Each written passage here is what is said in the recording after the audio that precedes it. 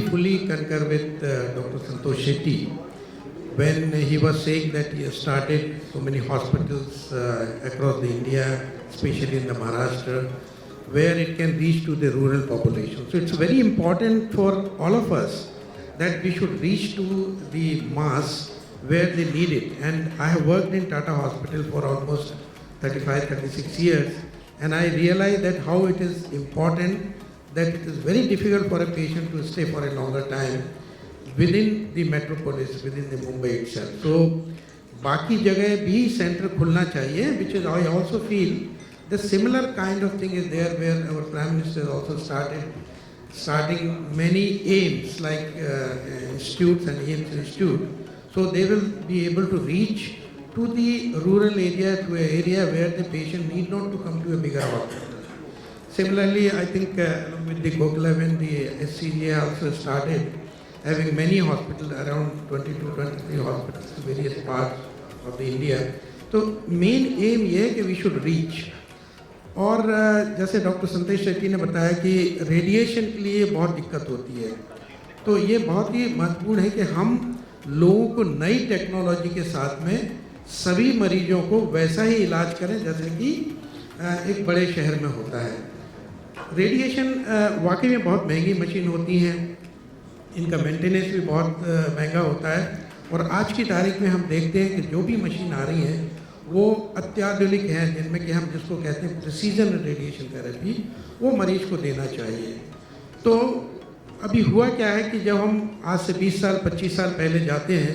तो इस तरह की मशीनें अवेलेबल नहीं थी, परंतु आज की तारीख में with a high precision machines are available which can be really deliver a fantastic dose to the radiation of radiation therapy without giving much problem to the patients. क्योंकि रेडिएशन थेरेपी के साथ ये होता है, कीमोथेरेपी के साथ होता है, even when we look at surgery cancer treatment में, कि आफ्टर इफेक्ट्स को हमको बहुत देखना पड़ता है। एक ज़माने में होता था जब हम सोचते थे खाली ट्रीटमेंट देते हैं, आज हमको पता है कि जो भी पेशेंट हैं उनको जो भी हम ट्रीटमेंट देंगे उनको एक लंबी उम्र मिलने वाली है। तो जो क्वालिटी ऑफ लाइफ है वो बहुत इंपॉर्टेंट होती है कि जब हम पेशेंट का इलाज करते हैं, जब सर्जरी करते हैं, उसमें प्लास्टिक सर्जरी होना चाहिए तो वो उनमें कोई अपभ्रंश ना हो, जब वो समाज में वापस जाएं तो बिल्कुल अच्छी तरह से हो। जब हम रेडिएशन दे रहे हैं उनको तो साइड इफ़ेक्ट्स ना हो, और मिनिमल साइड इफ़ेक्ट्स जो कि थोड़े समय में ठीक हो जाएं। तो ये और कीमोथेरेपी जब हम दे रहे हैं, और आज की तारीख में जैसा कि पहले भी कहा गया था कि हम जीन्स के बारे में ज़्यादा देखते हैं, तो जो हमारे आज की विधाएँ हैं जो कैंसर ट्रीटमेंट में, हम आजकल देखते हैं कि कौन से जीन में अपभ्रंश है, कौन से जीन में कोई ना कोई प्रॉब्लम है, और उसके अनुसार अगर जब हम दवा देते हैं उसके अनुसार हम ट्रीटमेंट करते हैं, चाहे वो रेडिएशन हो चाहे वो सर्जरी हो, तो ये चीज़ें बिल्कुल अच्छी हो जाती हैं।